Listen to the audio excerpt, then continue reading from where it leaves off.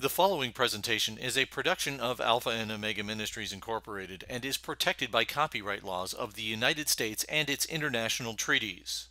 Copying or distribution of this production without the expressed written permission of Alpha and Omega Ministries Incorporated is prohibited.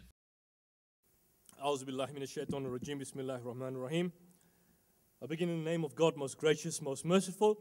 You've seen what we've discussed shortly about the text in the New Testament and the problems that we have. And certainly James is going to raise, there's a statement called inconsistency is a sign of a failed argument. Who made that up? Me. And actually it's James' quotation. Inconsistency is a sign of a failed argument. And we're going to probably see that there is going to be a level of inconsistency here. Even though that there are few variations in the Quranic text, James is going to make a mountain out of a molehill, and we'll see how it goes as the discussion goes on. Is the Quran a reliable record of the teachings of the Prophet Muhammad? Number one, the Arabic word Quran is derived in the opinions of many scholars from the verb qara, meaning to read. The Prophet was keen to preserve the text of the Quran to convey the message to humankind. The Quran is regarded as divine in origin, and with regards to the Prophet's intense interest in this regard, and his obedience to this particular dictum, in Surah 15 verse 9, you read the expression, Inna nahnu nazzalna zikra wa inna lahu lahafizun. Indeed, it is we who send down the Quran, and indeed it is us who will be its guardian. You see, even though you believe that the Quran is not the word of God, this verse gives an indication who is this us, who is this we. It's as if God himself is speaking. Can you see that?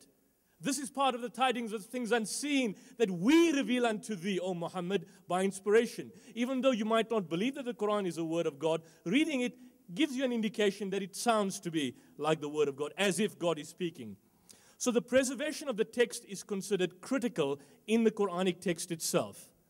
That's not the case in the Bible. You don't find mention where God says, I'm going to preserve the New Testament. I'm going to preserve this as mine. The Quranic revelation started in 610. In one of the surahs, it tells the Prophet, do not move your tongue with it to make haste. Surely on us rests the collecting of it and the recitation of it. So number one, the Prophet was well aware that there was a possibility that the Quran could be distorted intentionally. And so in the Hadith literature, there are indications where he announced to his followers that any other writings you have, like Hadith, secondary traditions, what the Prophet said, did, wrote, ate, how he behaved, all of that was written in the Hadith that was to be scrapped out, eliminated, in order to preserve the Quranic text, in case additions are basically added. Number one, the Prophet asked his scribes to write down each verse after revelation. Number two, he recited the Quran during prayers, as we do it today. Number three, he asked his companions to recite it in front of him.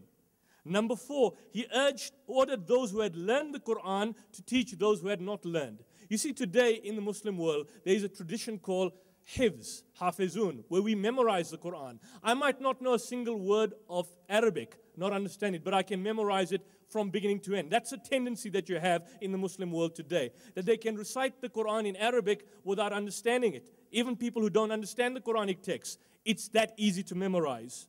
Number six, he made the learning of the Quran a scale of piety amongst Muslims. He said, with this book, Allah exalts some people and lowers others. He urged Muslims to make a practice of reading the Quran. He gave the privilege of leading the prayers to those who had memorized it, and he condemned the forgetting of memorized verses as a grievous sin.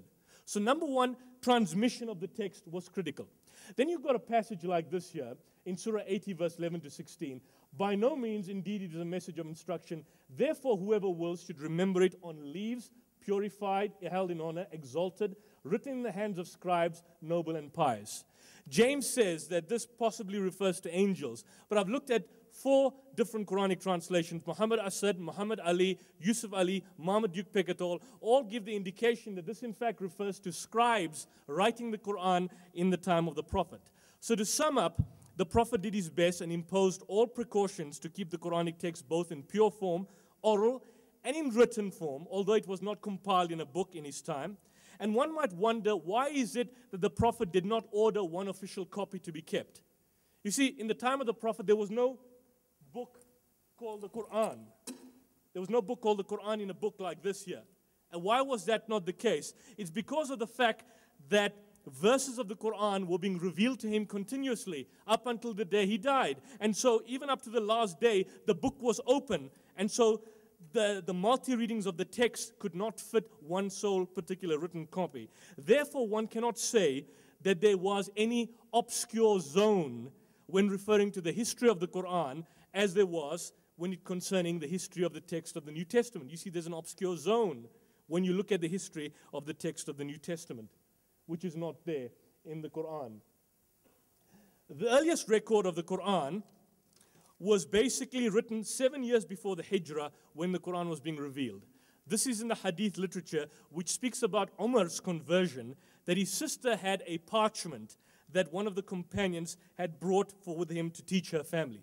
So you see that we've got traditions indicating that there was a written text that was available in the time of the Prophet himself. Besides the above verses, which refers to the Qur'an's form, there are also a number of hadith which agree with the above verses. Zayd, who's a scribe, is reported to say, we used to compile the Qur'an from small scraps in the presence of the messenger, meaning they used to write it on scraps of paper, on blade, on stone, on bark tree. The above hadith tells us that the Prophet Muhammad was not only unaware of the condition, was not unaware of the condition of the Qur'an, and also it tells us that the Qur'an used to be compiled for the Prophet Muhammad, meaning that he possibly had an earlier copy, his own personal copy. Malik said no one should carry the mushaf by its strap. Mushaf means book, nor on a pillow unless it's clean. So it's clear that the Qur'an was available in some type of written form during the time of the Prophet. Qatada in the hadith said, I was asked by Anas ibn Malik, who collected the Qur'an at the time of the Prophet? He said 4, all of whom were from the Ansar, Ubay ibn Ka'b, Muad ibn Jabal, Zayd ibn Thabit, and Abu Zayd. So it's very clear then that in one sense, you could say a written form of the Qur'an was available at the time of the Prophet, and that particular proof is inescapable, which contradicts or challenges any hadith which presents the opposite. Why was the Qur'an not compiled in one entire book during the time of the Prophet? As I mentioned, there was a continuous revelation. Arrangement of surahs and verses were not chronological. Numerous companions memorized the Qur'an, and there was no pressing need during the lifetime of the Prophet. You see, the first chapter of the Qur'an is not the first revelation. The 96th chapter is in fact the first revelation. So if today I were to take the Qur'an and I would to change the order and arrangement of the surahs, it will still be the same Qur'an. I can start with Surah Baqarah, Surah Yasin, Surah Ma'idah, Surah An-Nisa. It will still be the same textual Qur'an. More importantly, the oral transmission of the text. Even today, many people completely memorize the Qur'an, and these people are known as Hafizun. And I challenged earlier on, I said that, look, if we were to destroy all the copies of the Qur'an, every single copy, we burn them, like that chap in the United States wanted to burn them. Let's assume we burn them, we create a bonfire and burn them. Will we be able to construct the Qur'an? Yes. Why? Because people memorize it. In a secular 21st century society, there are millions and millions of Hafizun. Every Ramadan, when we go to the mosque, we recite the Taraweeh Salah, where you recite the entire Qur'an from beginning to end by memory. And each one knows the text. If we were to burn and destroy every single New Testament manuscript and book and Bible in the world, would we be able to reconstruct it? How? How can we reconstruct the New Testament? Have we had anyone memorizing the entire Bible from cover to cover? Impossible. Where have you seen that? Can you give me where has it happened? And that's the difficulty that we have here. The first man to speak the Qur'an loudly in Mecca was someone called Abdullah ibn Masud. And we told that the Prophet's companions came together, mentioned that the Quraysh had never heard the Qur'an distinctly. Quraysh were those who were the pagans. And when Ibn Masud came and he started reciting, then they subsequently got up and began to hit him in the face, but he continued to read it so far as God willed that he should read. Now, I don't know, but in a debate with Shabir Ali, James White says that Ibn Masud was beaten to death because he was apparently, forgive me if I'm wrong, James's indication was that apparently he may have been reciting the Quran differently, and so he was beaten to death. Am I correct? And when Shabir Ali questioned him, where did he get his source? He said, well, he got it from a book called An Introduction to the Sciences of the Qur'an.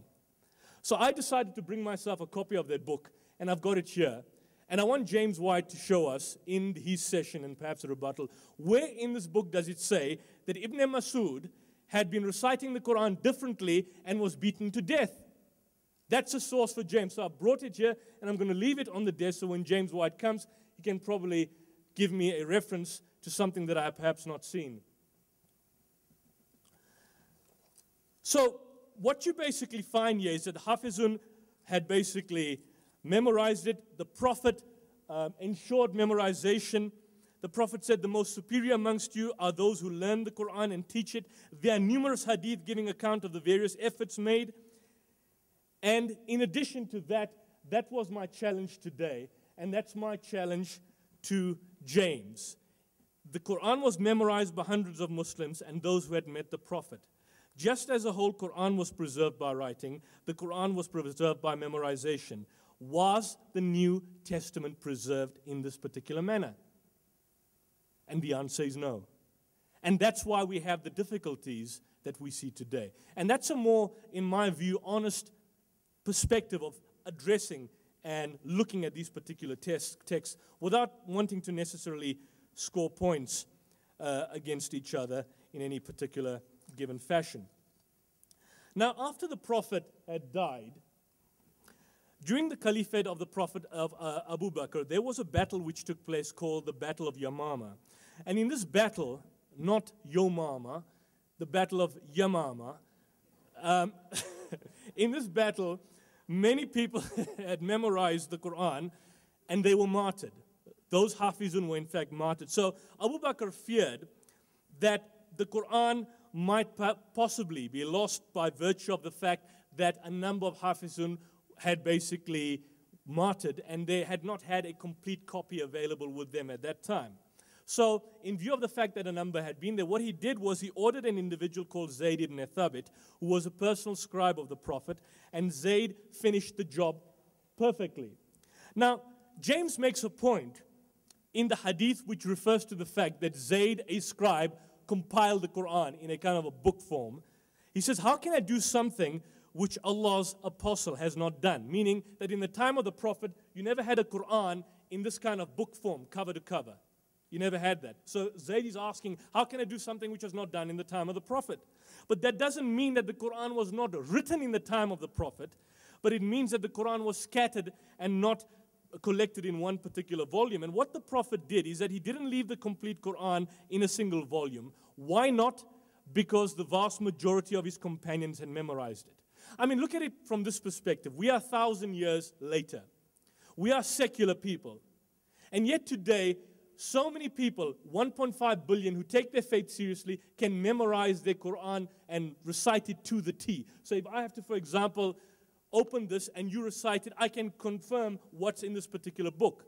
Wouldn't it be possible or similar or greater that in the time of the Prophet, the process of memorization and the concern for preserving the text of the Qur'an, which would be far more greater than it is in the 21st century? I thought I had an hour. I'm joking. Thank you. So that's basically the reason, and that's a hadith that gives you an indication in terms of that. Then there are other passages in the hadith where Zayd says, I found with Khuzaymah 2 verses of Surah Tawbah which I had not found with anybody else. In other words, the hadith collection. We don't have a manuscript which says this. We have a hadith which says that in the process of collecting the text of the Qur'an, Zayd was collecting parchments and he found other verses. What does the words of Zayd mean?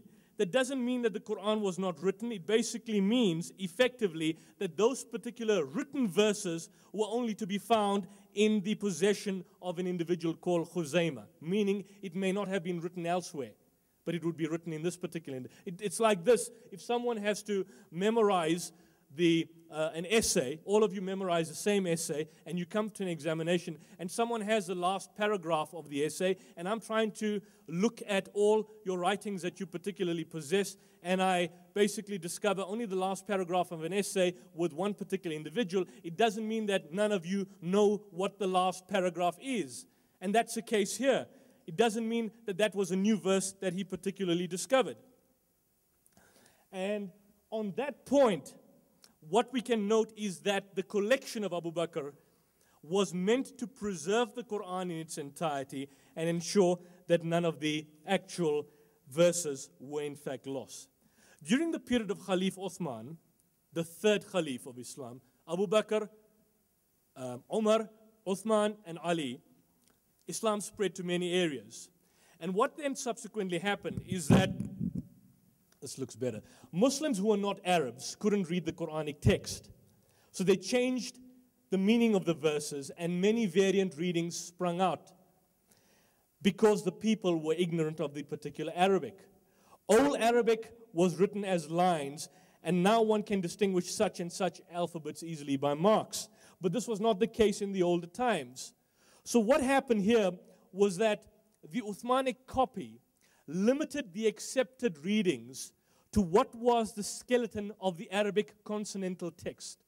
Now let me explain this to you. In Hebrew and in Arabic, both are without vowels in the classical period. The vowelization is there to aid you in respect of your pronunciation. But without the vowelization, so it's possible that a particular style of recitation, which would technically be viewed as a variant, and that would then subsequently circulate at a particular point in time and would unnecessarily create dispute. So to ensure the accuracy of one copy, what Uthman did was he set out 5 groups of educated reciters. Each had a particular copy of the written Qur'an, and they would proceed under the watchful eye of the teachers. And he ordered Zayd bin Thabit, the scribe that I mentioned, to teach the people of Medina with the Mus'haf of Medina and others in respect of how it should be recited. And so the Uthmanic project resulted in the making of several copies of the Qur'an, which was sent to the largest cities of the Islamic State, with one copy being kept in the capital. That's in Al-Madinah. All the companions of the Prophet were alive at the time, approved of what Uthman was doing, as stated by Musab, the son of the companion of Sa'd ibn Abi Waqqas. You see, James said, well, he'd prefer a free transmission as opposed to a controlled transmission. A text by government is a problem. I agree, if anything comes from the government, I would view it in South Africa, certainly, with the greatest degree of caution. But the point here is that the copy that was, in a sense, in inverted commas, authenticated by Uthman, which he, in a sense, made several copies of. The companions at the time of the Prophet, who were present when the Quran was being revealed, had obviously seen the copy of Uthman. So if there was a divergent difference in terms of what was originally there, then James, isn't it probable that they would have raised a significant objection? I mean, it stands to reason. James says, well, I cannot accept a controlled text. And I'm saying that, well, look, in actual fact, it wasn't controlled per se. What he was simply doing was eliminating those readings that were creating problems. And the companions who were present at the time of the Prophet had heard the Quran from the Prophet, were now with Uthman, would obviously have made a created major consternation had the Uthmanic copy been significantly different. And that's the point. Could there be any doubt about the faithfulness of the particular Uthmanic text? No. Why not? Because the short span of the time between the death of the Prophet and the distribution of the written copies of the Uthmanic Mus'haf was only 13 to 15 years. 13 to 15 years. When's your earliest manuscript? When's the earliest manuscript in the New Testament? The 2nd century. So compare the 2nd century, 200 years, 150 years to 15 years. Are you telling me that the text prior to the Uthmanic collection was significantly different? If that was the case, why is it that the companions of the Prophet never had any issue with what Uthman did?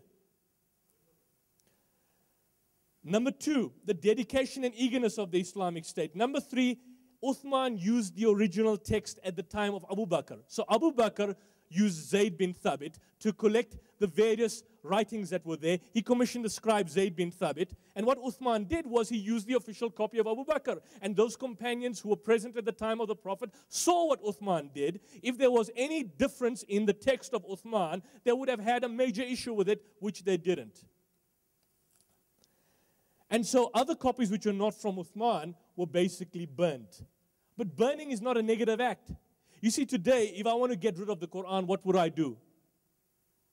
I'd either bury it or I'd burn it. Do you know that we can burn the copy as a means of disposal?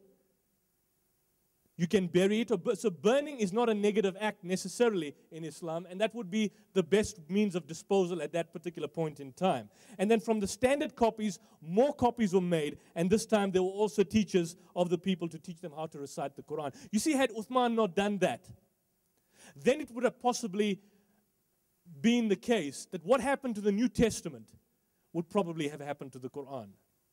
And that's why he took this particular steps. And so Christian missionaries have been alleging that Uthman ordered all the copies of the Quran to be burned because of the varying content. Well, suppose that there were at any times variations in the Quran other than those caused by scribal errors or failures of memory or due to some minor differences in script, that is, suppose that some individuals or groups deliberately held on to a text of the Quran that they knew was different from the one followed by the other. How could it happen that from century to century and from country to country we find, in principle at least, the same text of the Quran? And this is acknowledged by the vast majority of scholars. In principle, you've got the same skeletal text. And I'm not talking about rearrangement of surahs or minus the addition of an alif. Or, for example, a particular verse might be rearranged. The essence is basically the same, looking at it in a providential sense.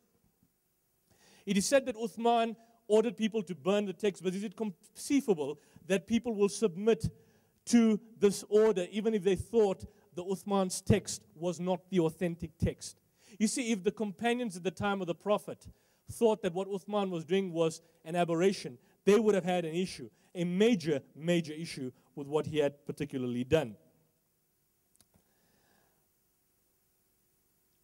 If you look at the number of manuscripts that there are in existence of the Quran, James spoke about 24,000, if you take the Latin and the Syriac, 5,700 with the Greek.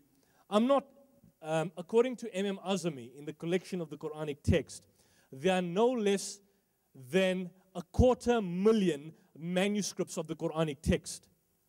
Subject to correction, 450,000 manuscripts of the Quranic text. Contrast that with 5,700. This is a text called the palimpsest of the Codex Sana. The Codex is one of the earliest fragments which were found in 1972. What the Yemeni government did was that they commissioned a scholar called Khairpun to do some sort of study and research on this. He studied until 1980, 83, 84, and then it went on into the hands of another professor, I think it was Hans Caspar Graf van Bothmer, for another 2 years. And interestingly enough, in a letter after the publication of an article in the Atlantic Monthly where there was a bit of a scandal in terms of what the original Sana manuscript stated, Khairpun said, the most important thing, thank God, is that these Yemeni Quranic fragments do not differ from those found in museums and libraries elsewhere, with the exception of details that do not touch the Quran itself, but are rather differences in the way words are spelled. This phenomenon is well known even in the Quran published in Cairo, which is written. You've got variations in the oldest Yemeni Quranic fragments. For example, the phenomenon of not writing the vowel alif is common. Why was the older layer wiped out? You see, the palimpsest is a text over another text where you rub it off and then you write over it. Now, some scholars and apologists and polemicists have said, well, the text underneath the text showed us a different type of Quran. Well, this is what Khairpun says. He says it doesn't necessarily imply an alteration of the very text, since the formative period of the Quranic text already may have been completed when the first script was written. Most probably, the arrangement of the surahs was altered. That's all. And this hypothesis is corroborated by the fact that amongst the findings in Sana, there are indeed Qur'ans with an arrangement of surahs different from the transmitted Qur'an. So what? If I were to open the Qur'an with Surah Yasin, and then I go to Surah Al Imran, and then I go to Surah Fatah, and then I go to Surah Nisa, then I go to Surah Maryam. Is it not the same Quran? When you start memorizing the Quran, you don't start with Surah Baqarah, you start with the last chapter, Surah Naba, Amma Yatasa'alun. It doesn't matter whether the arrangement of the surahs are the same or not. And that's the point that he was basically making here. And that's effectively the case that he has in respect of the palimpsest. And that's a source that you basically have. Hans Caspar Graf van Bothme, Gerpoon, Observations on Early Quranic Manuscripts in Sunnah. Check it up. There's nothing significantly different. What you need to show us is that there's a Quranic text which was discovered in Sunnah which tells us now that the Prophet is not indeed the Prophet, or that Allah is not God, or there's some significant change in dogma or doctrine, like I showed you, about the Trinity, about the Ascension, about the nature of Jesus, about the evolution of Jesus. Show me that in the Quranic text. If you're showing me one or two minor variations, rearrangement of the surahs, perhaps misspelling of words, it's meaningless. The consonantal text overall, except for a few variations, are primarily the same. If you look at the Uthmanic text, the Uthmanic Qur'an, basically, you'd find that also in certain instances, it is written on a palimpsest. And interestingly enough, and I've got the list of differences that are basically here, many of the non-readings in the palimpsest of Uthman can be said to be as a result of a faulty reading. For example, there are scribal errors, meaning there's a palimpsest of Uthman. There's a text, and there's a text which has been rubbed off. In the text that has been rubbed off, it doesn't necessarily correlate with the text that is there. But these mistakes that are in the text that has been rubbed off can be easily seen and have been analyzed by scholars. And I've got them in front of me, and you can make out the difference. Surah 2, verse 20. فَإِخْوَانُهُمْ instead of فَإِخْوَانُهُمْ إِخْوَانُكُمْ as a standard reading. يَعْمُرُونَ instead of تُعْمَرُونَ, which does not fit the context. The palimpsest has al-munafiqeen, which is grammatically incorrect. It should be al-munafiqun as a standard reading, and so on. But that doesn't necessarily affect the text in a general. It doesn't affect the status of the Qur'an. The inferior text cannot in any way throw doubt on the integrity of the text. This is a scholar called Angelica Neuwirth. She's a contributor to a book called The Cambridge Companion to the Qur'an. These are Quranic scholars. These are professors. They study the Qur'an. This is what she's saying. New findings of the Quranic text fragments, moreover, can be adduced to affirm rather than call into question the traditional picture of the text of the Qur'an as an early fixed text composed of the surahs we have. Nor have scholars trying to deconstruct that image succeeded in seriously discrediting the genuineness of the Qur'an as we know it. Basically what she's saying, that there are lots of people out there that are trying to discredit the Qur'an, trying to change and suggest that the Qur'an says something else. It hasn't been accurately preserved in principle, and she says they haven't succeeded. I'll give you certain scholars, and I know my time is limited. The following excerpts are just views of the Qur'an by two non-Muslim scholars. James is an apologist. He's not a Quranic scholar. In my humble humility, I can say I'm not a biblical scholar.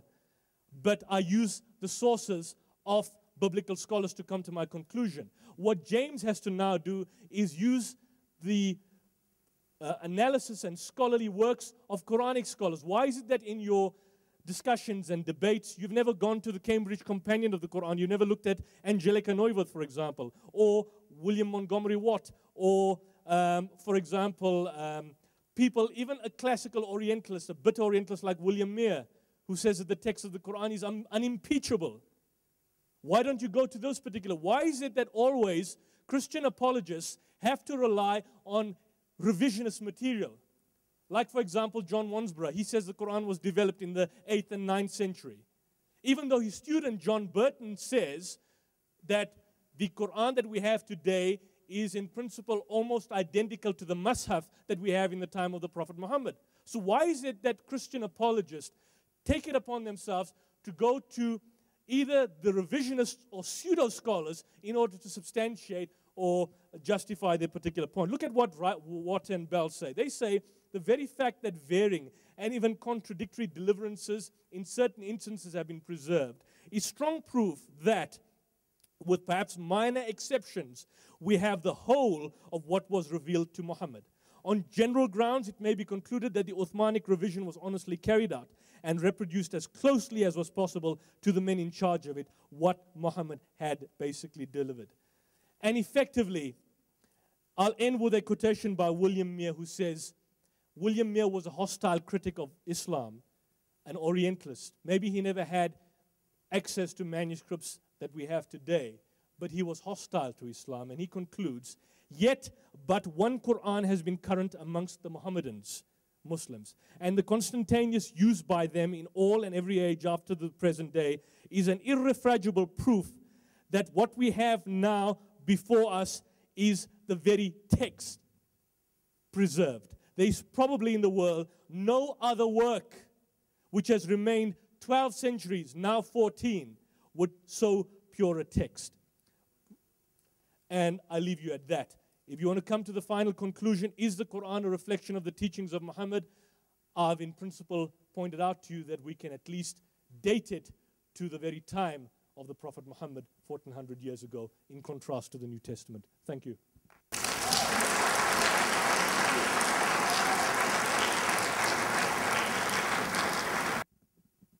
Now, I'm a little concerned that when we approach these subjects in somewhat of a scattergun effect, and we raise all sorts of issues, that the result is that those of you who are trying to follow are not going to be able to follow what the real issues actually are. There are all sorts of things I could raise about the canon, the number of surahs, Ubay ibn Ka'b, Abdullah ibn Masud. There are all sorts of things I could raise that would be parallels to what Yusuf Ismail did in regards to the New Testament. But I want to remain focused upon the actual thesis of the debate and to focus upon this issue, because very clearly what Yusuf is saying is, no, a controlled text is the best way. It is the best way. We want Uthman to make a revision, and we want to have that certainty of that text. And I want to illustrate why that is a bad thing. And I do want to just say one thing.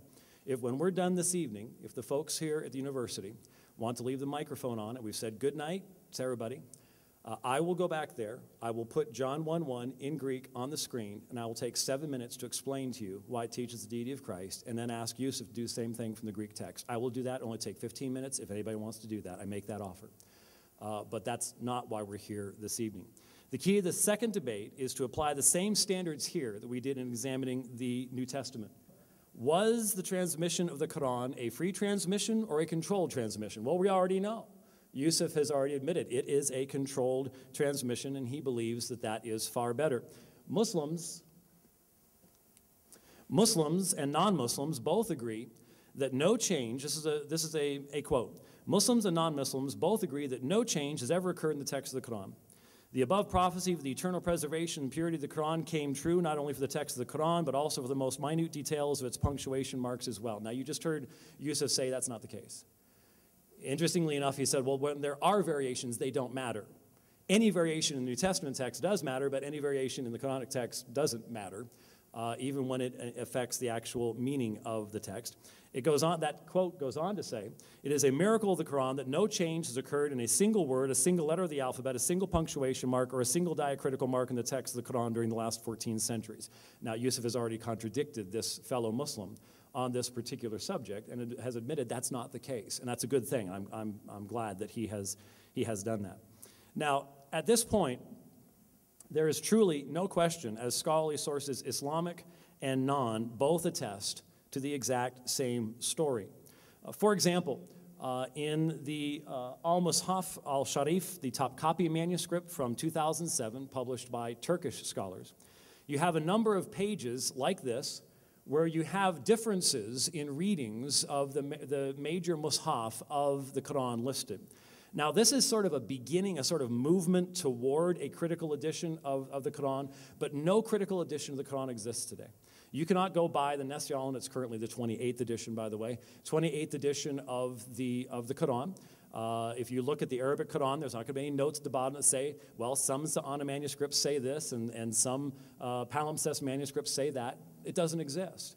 There are Qurans that note the differences between Harsh and Warsh and some of the other printed editions, because those differences are relevant, but I'm not getting into them this evening. I want to focus upon the real issue, and that is, what level of confidence can we have in light of how these texts were transmitted to us? And so here's an example from an Islamic source of where you have variations. Now, the question that I have to place before everyone is, how do you know what the original is in light of the current manuscript tradition of the Quran? I just heard it said, 450,000 manuscripts. I challenge that. I want a list. I can give you the list of all the New Testament manuscripts. You can go online, get it right now. Look for the New Testament Institute in Munster, Germany. You can find the entire catalog available online. Where is that for the Quran? I've actually had people say there are 5,000 first-century manuscripts of the Quran. Where? Where's the list? I was just looking at IslamicAwareness.com, I believe is the address, and they have an article there on first-century manuscripts of the Quran, and it looks almost identical to the New Testament. There are very few of them. They admit only 87% of the text of the Quran exists in first-century manuscripts. Now, may I make another statement here? Comparing the New Testament and the Quran is apples and oranges. You have in the Quran is only 56% the length of the New Testament. Did you hear the memorization stuff? It's barely half the length of the New Testament. It's only about, what, 14% of the length of the Bible. It's a small book in comparison, and it's a much younger book. It should have an absolutely perfect text because it's a much younger book than the New Testament. And it wasn't the people who wrote it weren't persecuted for 260 years during the time period where it was being transmitted either and had to hide their copies. So you're comparing apples and oranges if you don't think about the reality of the history of the text itself. Now, I do want to point out some important texts. Ibn Masud, Surah 222, and Fogg's palimpsest manuscript. Now, this is an example of where we have a variation in the texts of the manuscripts that we have. The problem is, I can't even tell you whether it's only 2 sources or 3 sources. What do I mean by this? Well, I know that the material that I have on the bottom of this screen is from Fogg's palimpsest manuscript, but I'm not sure whether that is the Sa'ana #1 manuscript or not because the sources don't seem to agree. There is no, unlike the New Testament where we can go and we can look at the manuscripts. For example, Yusuf was saying, well, you go to Codex Sinaiticus and it had these other books in it. Now, he didn't prove that the author thought those were canon. He just assumed that. I've never had anyone even prove that. But at least we know what is contained in Codex Sinaiticus. We can go online and find it. We don't even have that level of information about the Quran yet. The level of study of the manuscripts of the Quran is in its infancy at this point in time, and ironically, the motivation for the continuation of that study, the Corpus Chronicum Project and things like that, is not primarily found in religious Muslims. It's found in the West. It's not found amongst Muslims, which is an interesting observation. But at the very least, what you have here on the top is the reading from Surah 222 that's found in Uthman's text. It's found in the modern text of the Quran. And then below it, you have what's called the palimpsest reading. Now Yusuf didn't really explain to you what that was, but because of the nature of the parchment, you could actually wash off the writing of a book and then write something new on top of it. But thankfully, because of the quills, you were actually marking the parchment, and when you use infrared or ultraviolet light, depending on the material, you can read what was originally written underneath it. And so we discover in the Fogg's palimpsest manuscript and in the Sa'ana manuscript, so possibly even a third reading, again, it's difficult to know, we find another reading.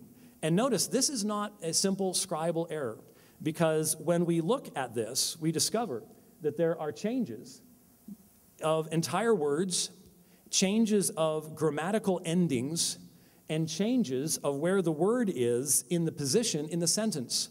Now, that's not a scribe making a mistake while quoting something in the text. This is clearly editing on the part of the later writing. So you have an earlier form of the text in the palimpsest form. All right? Now, if we have palimpsests in the New Testament. If we find a textual variant, what do? We look at all the other manuscripts we have. But what if you burned all of them? How do you know which one's original? That's the problem with a controlled text. That's the problem with a controlled text. Sure, the vast majority read one way, but how do you know that was the original? How do you know that's not the edited text that has now become the most popular form? That's the problem with controlled transmission. And we have it right here in the text of the Quran. But here is another example. This is from BNF 328A, which is the very, very early Quran that is found in the National Library of France in Paris. And as you can see on, oops, sorry about that, here we go. As you can now see on the screen, this word right here, and unfortunately the projection isn't overly bright, but this word right here is clearly and obviously a textual variant. You can see, for example, that the lamids are at a completely different angle than what's in the rest of the manuscript. Clearly, something has been scrubbed out and put in here. Now, I don't have the time to go all through it. There's an excellent book over there called Muhammad is Not the Father of Any of Your Men by Dr. Powers that goes through this in a painstaking way. But what you have here is a term that Umar said he knew what it meant, but he never told anybody what it meant. There was a tremendous amount of argumentation in the hadith sources concerning what this word meant and why it was there, and its relationship to Surah 4:176, which happens to be just the very last ayah of Surah 4 as well. Now, you can sort of tell what was originally written if you hold it up to proper light, and you can look at it, and you can make out most of what was originally written. But here you have a clear emendation in the consonantal text of one of the earliest Qur'ans. Now, here's where the transmission methodology comes into play. How can we know what the original is? Did someone make a mistake? Someone later on tried to fix it? But that's not the only thing about this particular variant. Let me show you some other things about it. Here is the variant in its full page, and here you have the variant. It's found right there. Again, it's very difficult for me to read that. It's a little bit dark.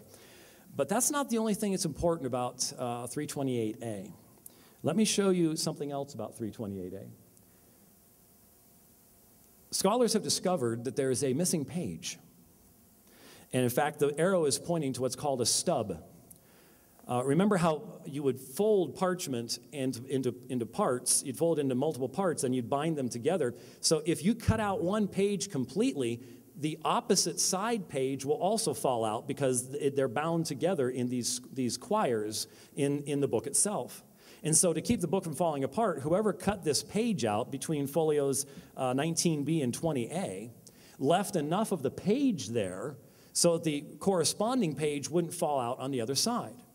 Now, why is this relevant? Why is it relevant? Because the text continues on. Well, what this shows us is that someone was making a purposeful emendation in this copy of the Quran. And if you'll notice, when you look at the next page, and hopefully you can see this, notice at the top of this page, the line spacing and lettering is much smaller than it is at the bottom. So what's happened is, whoever did this made some kind of a change and added something, but wanted the addition to look like it continued to flow in the text, and so they squished more material onto this page so that it would end at the bottom at the same place that the page they had taken out had ended. And interestingly enough, the added material is Surah 4:176, which is directly relevant to the textual variant I just showed you before. So in other words, once they made the change, then they had to physically alter the manuscript to allow them to insert another ayah to explain the change that they made earlier. Now, here you have, I think, indisputable evidence in one of the earliest Qur'ans. And if you don't trust me, go to Islamic Awareness and look at their article on the first century manuscripts of the Quran, and they will mention this particular manuscript as one of the few first century manuscripts of the Quran. So you don't have to trust me on it. Now, can I prove, am I going to do what Yusuf did and crawl into the mind of the person that did this and go, well, they did it because they wanted to prove this, or they were taking this role? Because honestly, the material is relevant to the issue of succession in the Islamic Caliphate. And guess what? The biggest issue was going on in the days of Uthman. Who would be his successor? What happened right after him? You have Ali, you have the Shiite split, you have all that stuff taking place right at this very time. And here's documentary evidence that it impacts the earliest text of the Quran and, in fact, the Uthmanic text. But I can't crawl into people's minds, and I'm not going to go there. But what I am going to say to you is this demonstrates why you want a freely transmitted text. Because you can't go someplace else and go, well, this one's earlier, and therefore this is the original reading, because you don't have that wide variety of manuscripts whereby you can have a corrective. It's just not there. Now, Yusuf has already mentioned the fact that there is a tremendous amount of information in the hadith itself about the fact that the Quran has a controlled transmission. For example, Narrated Zayd bin Thabit. Abu Bakr as-Siddiq went for me when the people of Yamama had been killed, i.e. a number of the Prophet's companions who fought against Musaylimah. Abu Bakr then said to me, Umar has come to me and said, casualties were heavy amongst the Qur'an of the Qur'an, that is, those who knew the Qur'an by heart, on the day of the Battle of Yamama, and I am afraid that more heavy casualties may take place among the Qur'an on other battlefields, whereby a large part of the Qur'an may be lost. Now, if I was going to use Yusuf's technique, I would now stand in front of you and say, why didn't Yusuf tell you about this? But I'm not going to do that. But that once. Whereby a large part, kathir, a large part of the Quran may be lost. If it was all already there, why would there be a fear that if some more of the memorizers die, that a large part might be lost? This is in the actual material that you'll find in Sahih al-Bukhari. Therefore, I suggest you, Abu Bakr, order the Quran be collected. I said to Umar, how can you do something which Allah's apostle did not do? Umar said, by Allah, that is a good project. Umar kept on urging me to accept this proposal till Allah opened my chest for it, and I began to realize the good in the idea which Umar had realized. So I started looking for the Quran and collecting it from what was written on palm stalks, thin white stones, and also from the men who knew it by heart, till I found the last verse of Surah Al-Tawbah, Surah 9, Repentance, with Abu Kazami al-Ansari, and I did not find it with anybody other than him. He did not find that one verse with anybody, but in the memory of one person. Just one person. That is a reason for concern.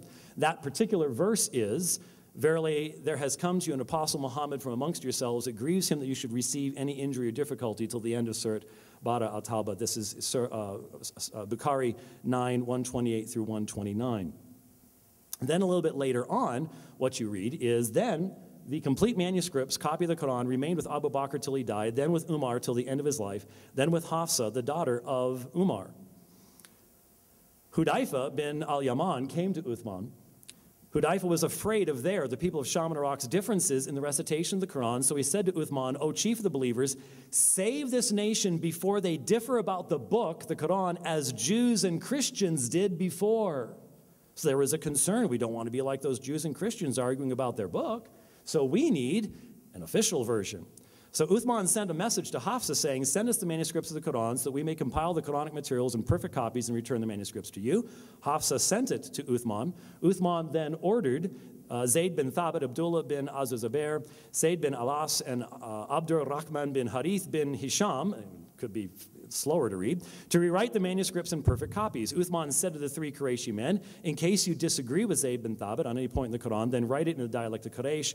The Quran was revealed in their language. So this was not just simply well, we're just going to take this one manuscript, we're going to rewrite it and distribute this. This is a complete revision. They did so, and when they had written many copies, Uthman returned the original manuscripts to Hafsa. Uthman sent to every Muslim province one copy of what they had copied and ordered that all the other Quranic materials, whether written in fragmentary manuscripts or whole copies, be burnt. Now, Yusuf said, why did they do that? Because if they didn't, it would be like the New Testament. In other words, you'd have other sources to make sure that Uthman got it right. And what if it was different? It would be in variation. So if you want to if you don't want to know what was originally written and you just want certainty, this is the way to do it. But if you want to know what was originally written, this is not the way to do it. This is not the way to do it. Now, interestingly enough, Zayd bin Thabit added, a verse from Surah Azab was missed by me when we copied the Quran, and I used to hear Allah's apostle reciting it, so we searched for it and found it with Qazimi bin Thabit al-Ansari. That verse was, among the believers are men who have been true to their covenant with Allah, Surah 33:23. So here was a verse that was not in the compiled manuscript that was made right after the time of Muhammad. It was only in the mind of one person. What about those people that died at Yamama? What if they had one of those verses? Could something be missing? That is a question that we have to ask. Now, interestingly enough, we have a Christian who gives testimony in regards to this subject. There is a man by the name of Al-Kindi, and Al-Kindi wrote a book sometime around 820 AD or so, in which he dialogues with a Muslim. It is a fascinating work. Let me read some of what he says at this very early period of time. The result was that in the caliphate of Uthman, it was discovered that there was no consent as to the true text. One man then read one version of the Quran, his neighbor another, and differed. One man said to his neighbor, my text is better than yours, while his neighbor defended his own. So additions and losses came about and falsifications of the text. Uthman was told that various versions were in use, that the text was being tampered with, and that strife with all the mischief of party spirit was being engendered. They said, "We do not believe that matters can continue as they are. It is an affair of urgency. They are slaying one another. The sacred book is corrupted. A second apostasy is imminent." Ubay, the son of Ka'b, was dead before it was made, while Ibn Masud refused to give up his copy of the Quran, so they drove him from his post in Kufa and appointed Abu Musa as governor in his place. That'll be relevant to my response to what he brought up in regards to Yasser Qadi's book later on. When the revision had been completed according to the various manuscripts, 4 copies were made in large text, one of which was sent to Mecca, a second remained in Medina, a third was sent to Syria and is today in Malatya. Interesting, Al-Kindi even knows where they were sent at this early period of time. Next, Uthman gave directions, that the leaves and sheets of the Quran should be gathered in from the provinces. He ordered his agents to collect all that they could lay their hands on and destroy them till it should be certain that not a sheet remained in the possession of any private individual. Heavy penalties were threatened against the disobedient. All the leaves they could secure were shredded and boiled in vinegar till they were sodden. Nothing remained, not even the smallest fragment that could be deciphered. Sounds like a real project here that Al-Kindi is talking about. You know what happened between Ali, Abu Bakr, Umar, and Uthman, how they hated each other and quarreled and corrupted the text, how each one tried to oppose his neighbor and to refute what he had said.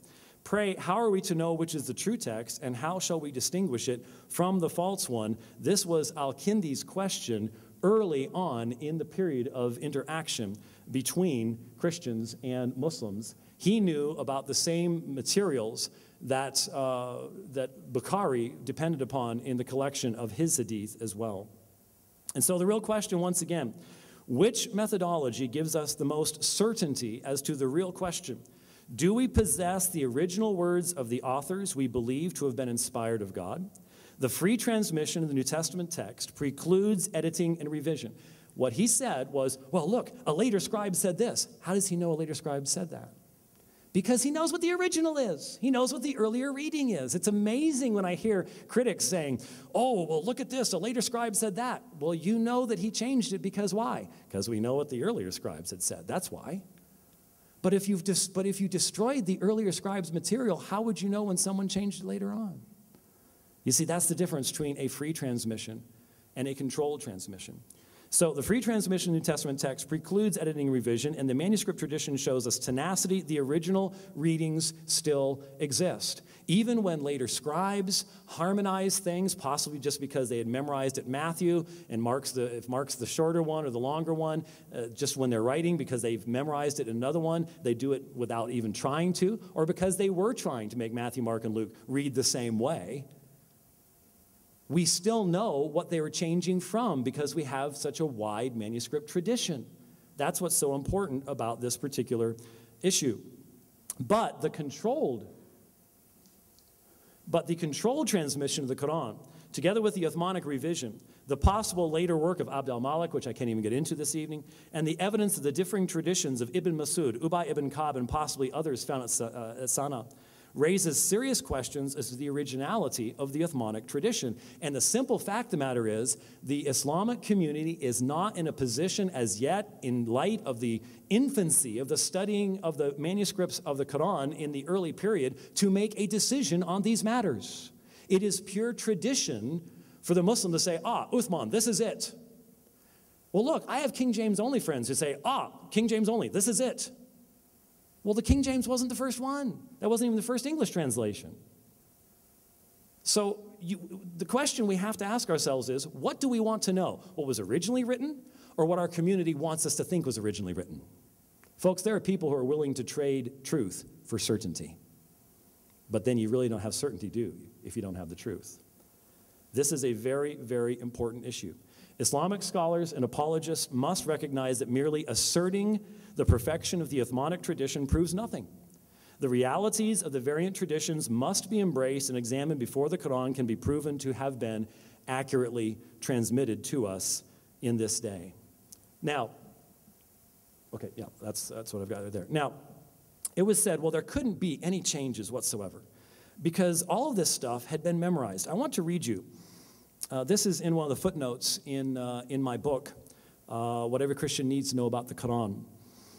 This is very, very interesting. Al-Tabarani reports, this is Sahih al-Bukhari 6:8. I'm sorry, that was the previous one. Suyuti reveals a relevant story here. This is Jalaluddin Suyuti. He says, Al-Tabarani reports in the work of Al-Kabir that Ibn Umar said, 2 men used to recite a chapter taught to them by the Prophet. One night they awoke to pray, only to find they were unable to recall even one letter of that chapter. The next morning they went to the Prophet to inform him of what had transpired. He said, it is of those parts of the Quran that have been abrogated, so ignore it. We were asked, which is better, to have a smaller book, a smaller, newer book that's memorized, or to have a wide documentary evidence of a larger book that was in written form? I suggest to you, it's far better to have written documentation than the memories of anybody.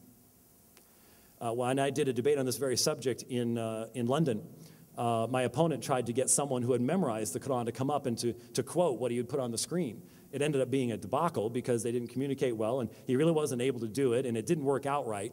But the point is, man's memory is not nearly as good as man's pen. And the reality is, the fundamental difference in the presentation of the New Testament is far better than the memories of man because it is based on documentation. In fact, what I'll do is I'll explain this. I made a mistake in the first debate I did with Shabir Ali. It wasn't about the fact there are lots of sources, the Encyclopedia of Islam and the Encyclopedia of the Quran, all sorts of sources that talk about the fact that there was a split between Ibn Masud and Uthman.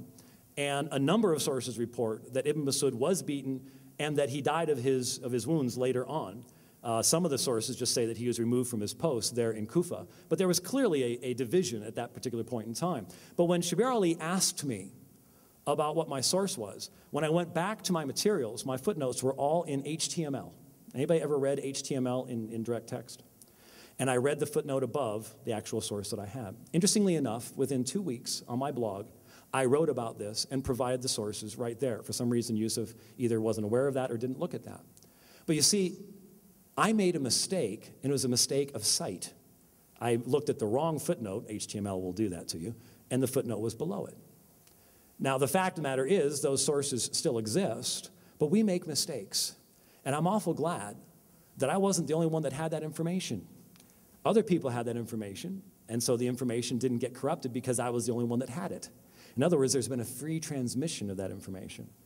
But when you have a controlled transmission, once somebody makes a mistake, it becomes the standard. It becomes the standard.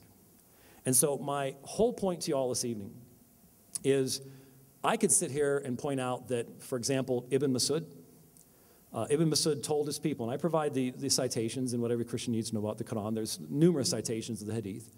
Ibn Masud told his people, hold on to your manuscripts, don't give them up. Why? Because Uthman was saying to do so. And scholarly materials demonstrate that the readings of Ibn Masud continued in the manuscript tradition for hundreds of years. And so I just simply ask any Muslim in the audience, upon what basis do you know, given that when Muhammad himself in the Hadith was asked, who do we go to know the Quran, Ibn Masud was one that was mentioned, Uthman was not. How do you know that Ibn Masud's readings are not right, where he differed from Uthman? The early tafsir literature is replete with references to variations in the manuscripts. They were not embarrassed by it. Only later tafsir literature removes those things. And so it was the reality of your text. Yours is a handwritten text. Since it's a handwritten text, it has a history. The history of mine is wide open. Every single variant that Yusuf mentioned about the New Testament, I already knew about, have written about most of them, and lectured about most of them. And anyone who's studying textual criticism here at this university would have access to all that information. Nothing is hidden. But my Muslim friends, how do you know what Ibn Masud's readings were? Where do you go? How can you find the information? There's no critical text that gives you that information. And once there is, what are you going to do with it? What are you going to do when the Corpus Chronicum Project actually pulls all this stuff together and gives you the variant readings in the Sa'ana palimpsest manuscripts and things like that? What are you going to do with the variant readings? How are you going to weigh them against one another in light of the Uthmanic revision that destroyed many of the manuscripts that could have given us such insight into what the original was? I suggest to you that it is far better. You know, some of you sat out here and you're troubled. You say, James, do you not believe that the pericope adulterae is original? No. Why? Because it doesn't appear in any manuscript until 500 years after Jesus. And even when it does appear there, it doesn't just appear in John. In some manuscripts, it appears in Luke. Now, when you've got a story looking for a place to land, it ain't original. Nothing new about that. I've taught on that forever. But you see, we have a basis for looking at those subjects. We have a basis for making decisions about those subjects. And I say to my Muslim friends, what's your basis? We have to use even scales, apply the same standards, apply the same methodologies. That's the mark of truth. Thank you very much.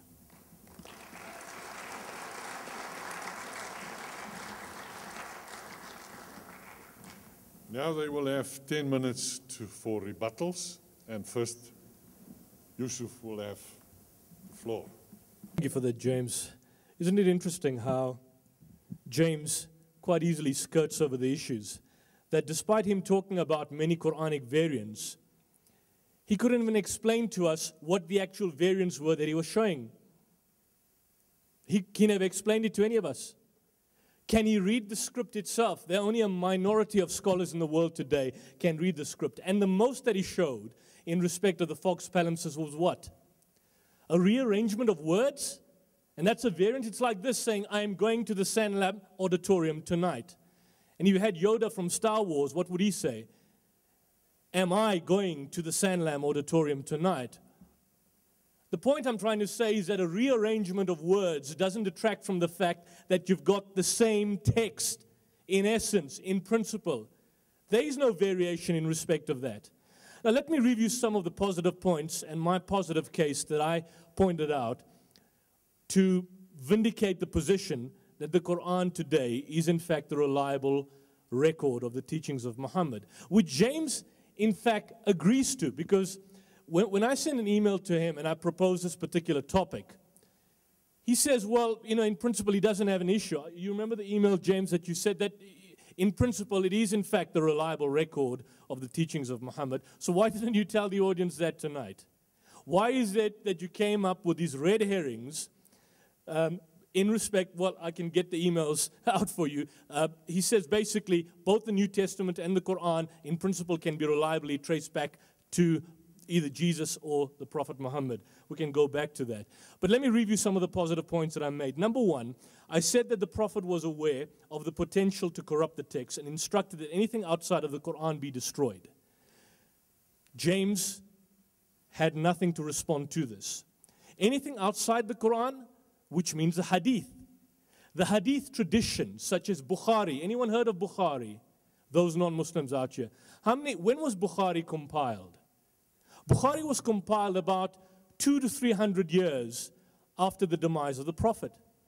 And that's his source, which I conventionally used to discuss the development of the Quran, and which he uses as a basis to discuss the development of the Quranic text and the problem. So he has to rely on a source which dates 200 to 300 years after the death and demise of the Prophet. I mentioned further the point that the Prophet had posed or had created all precautions to keep the Quranic text pure in both the oral form and the written form. James had nothing to say about this. I said that the Quran contained passages in written form during the time of the Prophet Muhammad. Again, James never rebutted this particular point. I said the earliest Quran was written about 7 years before the Hijrah, when the Quran was being revealed, when the sister of Umar had a parchment in her possession. James had nothing to say about this. I gave 4 reasons why the Quran was not compiled in a book form in the time of the Prophet. Again, James had nothing to say about this. And what he did raise, and I'm going to come to some of these points which he has raised. For example, on the top of my head, he makes reference to the work of a Christian polemicist called Al-Kindi. You remember that? He spoke about Al-Kindi, and Al-Kindi writing about Islam and the development of the Qur'an, and seeming to suggest that there were certain problems in the development of the text of the Qur'an. It's coming from a work called The Apology of Al-Kindi. Who is Al-Kindi? Al-Kindi is a Christian polemicist. His full name was Abdul Masih ibn Ishaq Al-Kindi.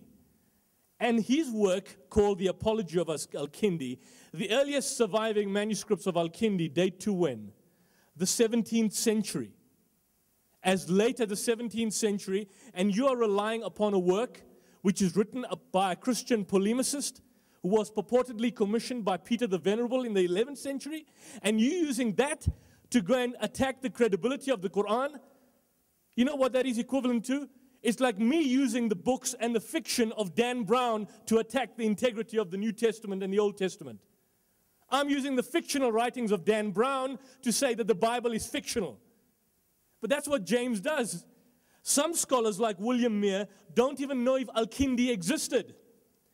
For example, William Mere, the Orientalist in the 19th century, he says he acknowledged difficulties in even obtaining a reliable version of the text. Scholars such as P.S. van Koningsveld continue to argue whether the letters derive from actual persons or represent a work of fiction by a single author. And that's one of the sources that James uses in attacking the credibility of the Quran. Why didn't he quote you a single Quranic scholar? I don't, maybe I missed something out. But why is it that James, in his discussion, never quoted you a single Quranic scholar of note? Even one from the School for Oriental and African Studies. You could have quoted Patricia Crone or Michael Cook, who are revisionists. Why does he rely on secondary sources and secondary material in respect of his discussions? This is one source that he could have referred to, the Concise Encyclopedia of Islam, which he made reference to in principle without discussing what it says about the development of the Quranic text. He says in the Concise Encyclopedia of Islam, only the canonical Arabic text as collected and compiled under the Caliph Uthman with the consensus of the companions may be recited in one of the 7 acceptable versions of the punctuation and vocalization. So, for example, where you find even possible variations in recitation, that in Islamic law terminology would be described as sabata ahruf, meaning the 7 authentic readings in terms of which you can recite the Quran. So, for example, in the Hafs and Nafi, if I were to recite in Arabic, Alhamdulillahi Rabbil Alameen, Ar-Rahmani Rahim, Maliki Yawmiddin. If I were to go to the Maghrib, to Morocco, they would recite it like Alhamdulillahi Rabbil Alameen, Ar-Rahmani Rahim, Maliki Yawmiddin. So can you see Maliki Yawmiddin and Maliki Yawmiddin? One is owner of the Day of Judgment, the other is king of the Day of Judgment. Essentially, it basically says that God is either owner or king of the Day of Judgment. It doesn't detract from the message. So can you see that the so-called red herrings he was raising doesn't really affect the text itself? He mentioned about the palimpsest and the underlying reading within the text. Well, I would urge him, and I don't know how much study he has done in terms of Quranic scholarship, but there are 2 contemporary studies in the history of the inferior texts that are being done in the world today. One is by someone called Behnam Sagdegi. The other is Asma Hilali. And what they point out, that the palimpsest that you find and the underlying writing that may be there is possibly not a codex of the Quranic text, but a school book dedicated to help the memory of the student learning the Quranic text. And I pointed out to you, I've got about 20 examples in terms of which the variations exist in the palimpsest and where you can actually point out that is not what the actual reciting is. For example, I gave you an example in Surah 2 verse 220 that instead of the word فَإِخْوَانُكُمْ, the writing precedes that underneath the text reads فَإِخْوَانُهُمْ as is a standard reading, but it doesn't fit the context because the speech is made direct from the Prophet to the believers. You'd, for example, have fadiyatun instead of fadiyatun, kasabun instead of kasabu, istita'nu instead of istita'u, fakali instead of fakuli, tahum instead of tahwi, walaka instead of walakiya, al-naru jahannama instead of naru jahannama.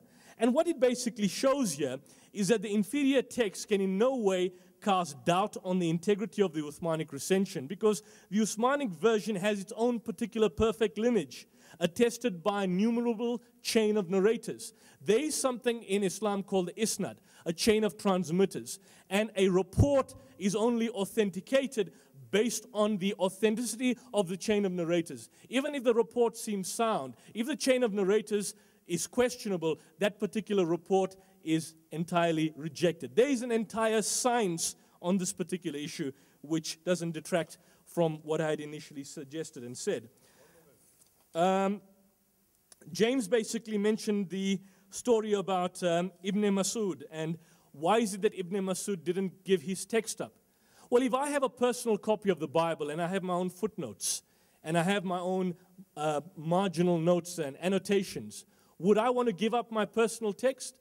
Is there anything that you have seen, James, where Ibn Masud questioned that the Uthmanic recension was not authentic? Is there anything that you have in the scholarly tradition? Do we have a manuscript of Ibn Masud or a source which seems to suggest that the writings or the Qur'an which was possessed by Ibn Masud was significantly different? Do you have any manuscripts? Nothing at all. Absolutely nothing. So all he can do is rely on speculation to prove his particular point. I never relied on speculation. I gave you actual variants and explained it to you. All he could do was present rearrangement of the surahs, perhaps an underlying text in the palimpsest, but nothing that detracts from the point that the overall skeletal text of the Qur'an remains the same in terms of message and in terms of authenticity. Thank you.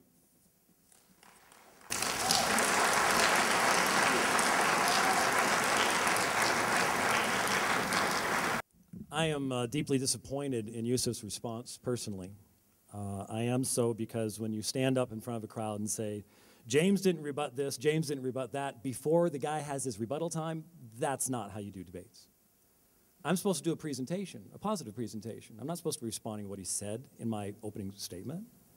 This is my time to do that. So about 5 minutes of that was just a cheap debating trick, and I don't think we should do that. That's not honoring to the process or honoring to the audience in any way, shape, or form. Number two, he said, I'm dependent upon secondary material.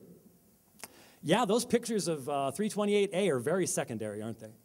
That's as primary as you can get.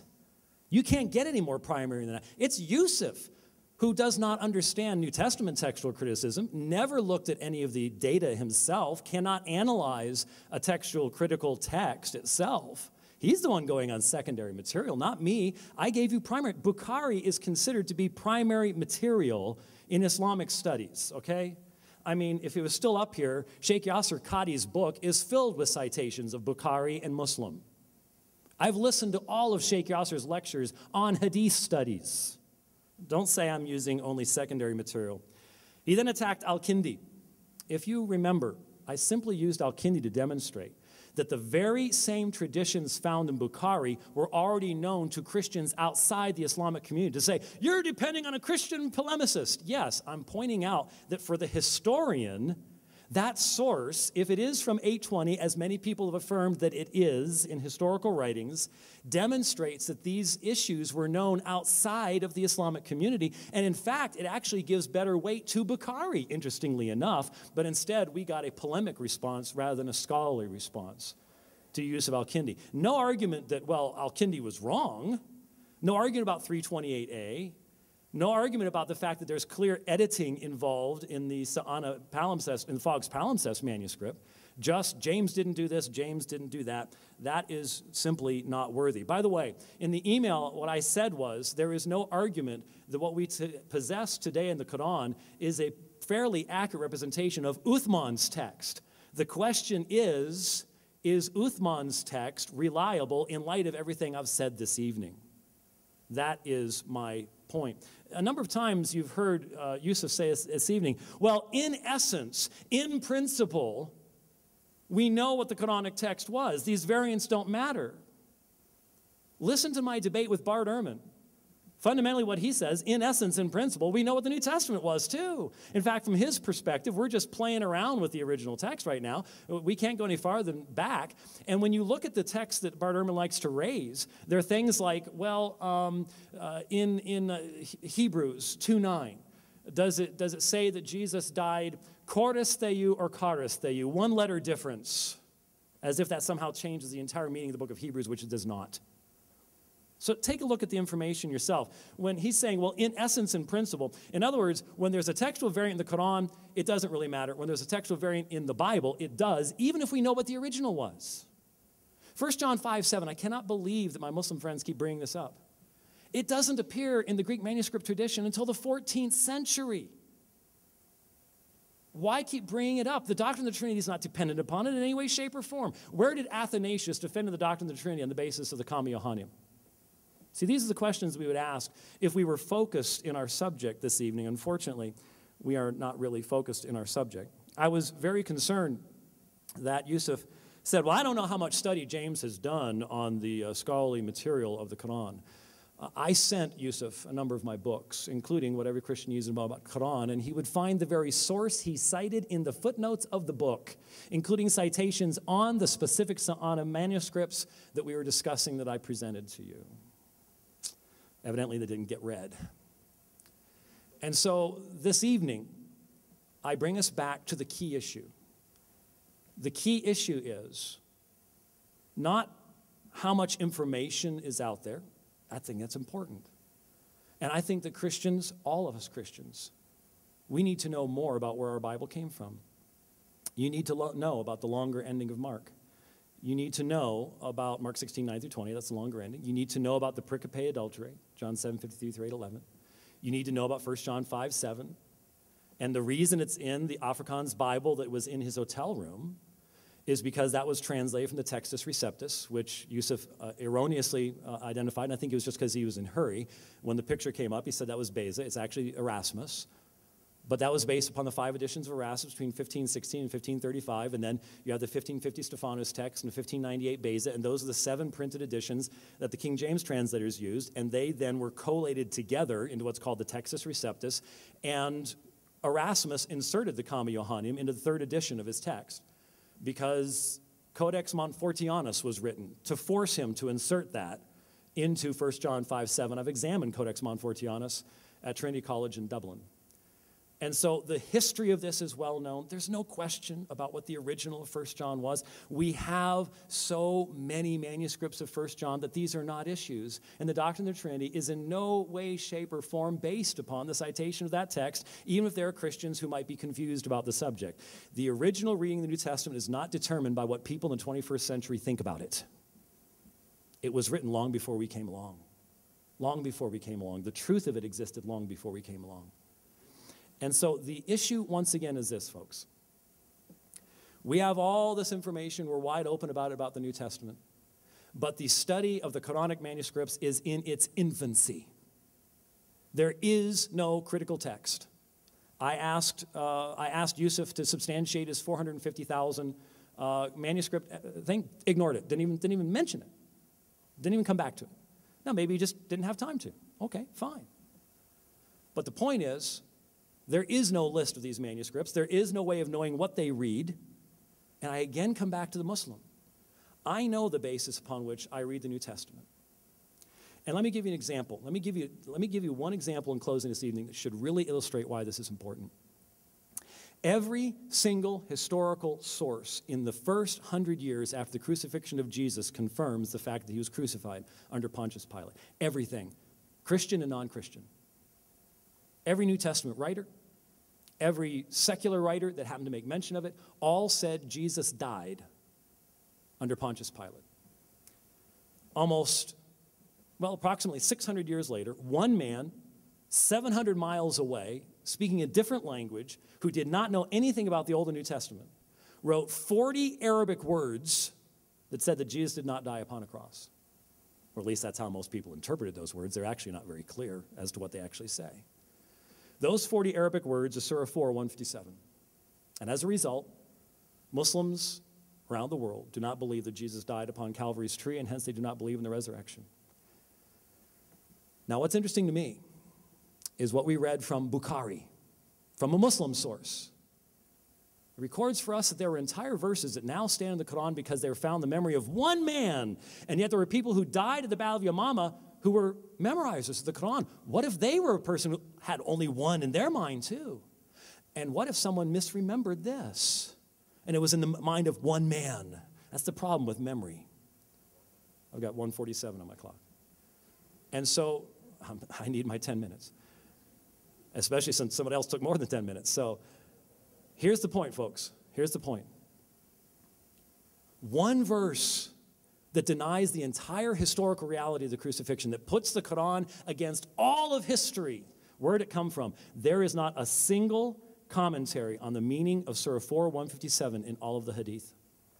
No Muslim for 200 years could remember anything that Muhammad said about that surah, about that ayah. This is why you need a documentary history. This is why you need the free translation of the text. This is why you don't want people taking the other manuscripts and soaking them in vinegar and burning them. Because once you do that, you have to trust that that one person that makes the revision got it right.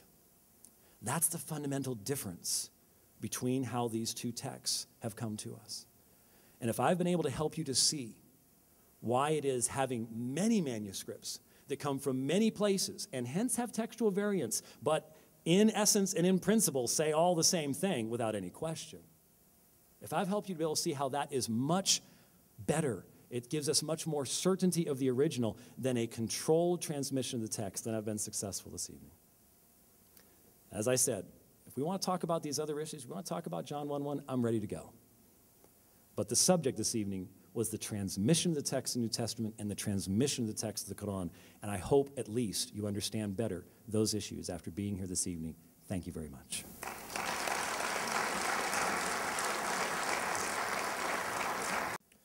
It's the last closing point for and I've just got 5 minutes. My watch is 25 to. I know, Professor, you've been quite fair and accurate about time. Thank you for that, James. James, I wasn't getting personal with you, and I think it's important because I sense that he seems to be offended, but I wasn't using a cheap debating trick in terms of pointing out. I had spoken first on the Quran. I expected him to have engaged some of what I had suggested as he had spoken second. It was not a cheap debating trick. He said I had not referred to the fact of the existence of 450,000 Quranic manuscripts, or 250,000. Well, I was actually referring to the source by M.M. Al-Azami, The History of the Quranic Text from Revelation to Compilation, a comparative study with the Old and New Testaments. And this is quoted by Sami Amiri in the book Hunting for the Word of God, The Quest for the Original Text of the New Testament and the Quran in the Light of Textual Criticism. So that's a particular source which I was referring to. And in fact, I had read your book. I would have been a fool not to read his book on the Quran and come to a debate with my eyes totally closed. Let me review some of the issues for tonight. Number one, there are 10 astounding facts that we cannot deny. It was recited by Muhammad as the overwhelming majority of non-Muslim scholars believe. James may not believe it. The majority of non-Muslim scholars accept it. New Testament. A majority of academic scholars admit that most of the New Testament book were written by unknown authors. James may disagree with this, but the majority of academic scholars, some are liberal, accept this. It was memorized and transmitted orally from inception to today. New Testament. No oral preservation of the text exists. Number three, we have manuscripts from the 1st century of the Hijrah that cover the text. Number 3, New Testament. No manuscripts from the 1st century exist. Qur'an. Number 4, Muslims from the 1st century, after the text was revealed, read the whole text periodically as commanded by the Prophet and listen to its recitation every year during Ramadan. Children were taught to recite it. We have no idea about the attitude of early Christians towards the NT in the 1st century, and there is evidence that canonization of what constituted the New Testament book took place only in the 4th century. Number 5, the official copy was agreed upon and established in the era of the companions of the Prophet. The Gospels written by unknown authors, no historical evidence that the disciples knew these books. The official copies of the Greek New Testament are still being decided today. Number 6, the official copy was approved by thousands of companions. You see, James keeps on mentioning about Abdullah ibn Mas'ud. Has he come and brought us a source to suggest that even though Ibn Mas'ud kept his copy with him, that he challenged the Quranic text that was there, and that he said that it's false, it's inaccurate. We don't have any records about that. Number 6, there is no official copy of the New Testament, not even today. Number 7, could I move on, Donnie? The sectarian schism in the first centuries did not result in the emergence of a different Quran. You see, James made the point that if there was a division, as there indeed was during the time of the Caliphate, between the Shiites and the Sunnis, the Shiites that came out, then today if you were to go to Iran, where they have a different theology, they would have had a different Quran. But why is it that the Shiites in the Muslim world today still follow the same Quran that is in existence in the Sunni world? That would be an ideal situation, that the Shiites would have developed a separate Quran to justify their theology. Yet the Quran that you see in Tehran and Isfahan is essentially the same to the Quran that you've got in the Sunni world. Sectarian schism was the main reason for the creation of a huge number of books which claim that they are the words of God, to which the new sects attribute a divine source. Point number 8, Muslims have the original book in its original language. Point number 8, Jesus spoke Aramaic, or maybe Hebrew, but the New Testament books were in Greek. So even if I were to say tonight, yes, James, you have the original New Testament, then what? Do you have the original words of Jesus? No, you don't. Number 9, we have even the minutest and intricate details of the history of the Quran. Number 9, the first 100 years after the writing of the autographs is an obscure zone. You see, that whole development period about the text of the Quran is there and preserved in the classical sources. You have nothing like that in the New Testament. And the last point, number 10, there does not exist any dogmatic issue behind the variants as reported by the companions. Dogma was behind putting part of the oral tradition into written form, and also emergence of what were later called canonical and non-canonical writings. Can you see that? That in all the discussions in James, and I respect him, and I respect his scholarship, and I respect his humility and his humor indeed, he couldn't show us a single variant on dogma. And that was the difference between his presentation and mine. That even though he conceded to the point that there were passages in the New Testament which substantiated dogma and which many people still believe today, those passages are indeed a fabrication. We have nothing like that in the Quran. We don't have a Quran which says Muhammad is not the prophet of God, or Muhammad was not the last prophet of God. And so, in the final conclusion, these are 10 major reasons in terms of why the Quranic text, as it stands today in the 21st century, is fundamentally more reliable than the text of the New Testament. Thank you.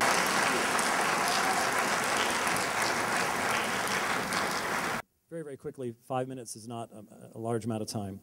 I asked for the source of 450,000, not who claimed it. I know who claims it. It's M.M. Alzami in his book. But Alzami doesn't give us any reference. It's a secondary source. He doesn't tell us where we can find these 450,000 manuscripts anywhere. I address that in my book. There's a footnote on that as well. In regard to Ibn Mas'ud, I had the reading right here. There is a hadith where Ibn Mas'ud, I was going to read it for you and then lost it when I put my iPad down.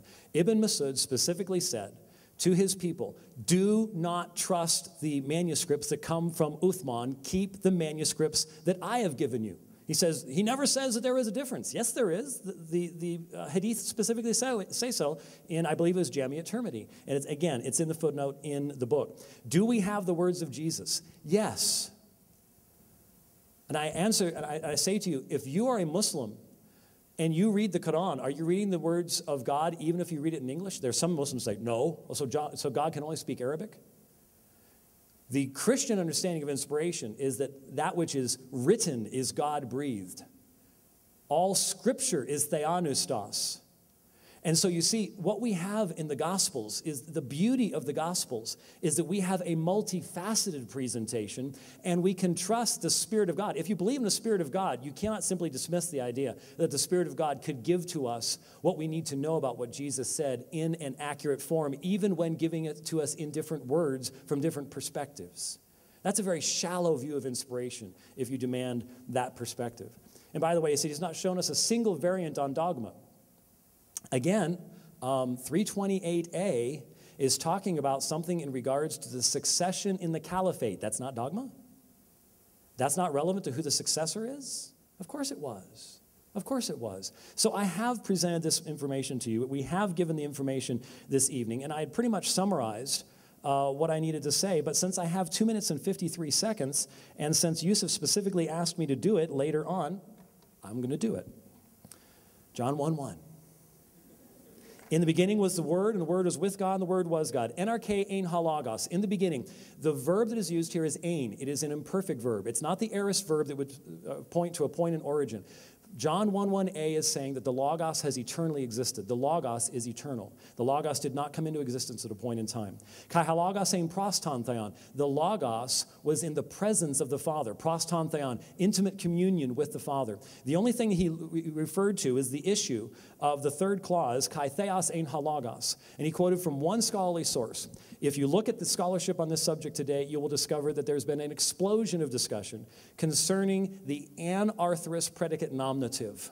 That is, in that last phrase, theos comes before the verb, and it doesn't have an article. Now, if it had an article, it would teach heresy.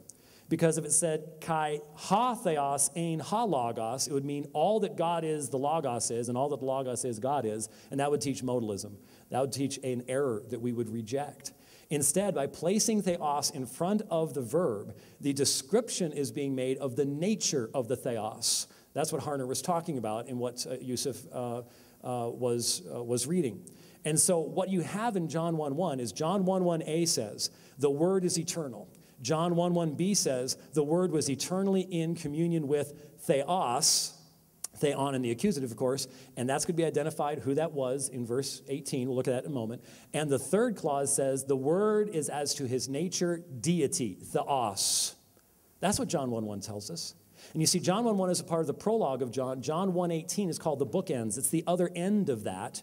And what it says is, no one has seen God at any time. The monogenes theos, the unique God, he has exegeted him. He has made him known. The unique God who is in the bosom of the Father. He's at the Father's side. There's intimate communion. That's why we can know who God is because Jesus can reveal him fully and completely. A mere prophet cannot reveal the eternal God fully and completely, but the God-man can. That's the testimony of the prologue of John. That's the testimony in the original language as well.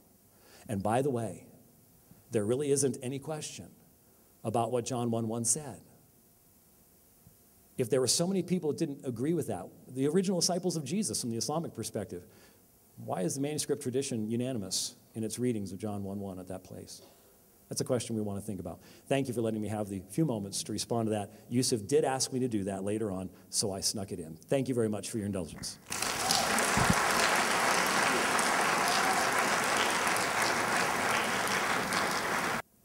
Thank you for your perseverance and your calmness. And thank you very much for our speakers. I think we had a lively debate. I forgot something, and I apologize. I always try to do this. I think it's a good thing to do. I have a book for Yusuf. It's called The Old Testament Canon, the New Testament Church. It's one of the best books for anybody who wants to know about the canon of the Old Testament. I was going to give it to him that last 5 minutes. I forgot. I would like to give it to him now if I could, please. A gift from the one speaker to the other one.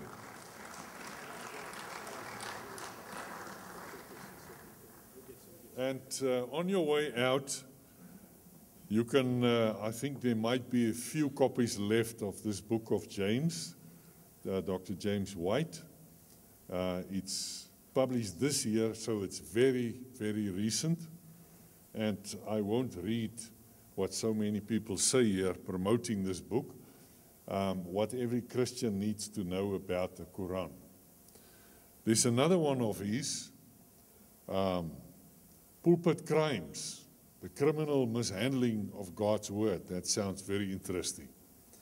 Have a good night's rest.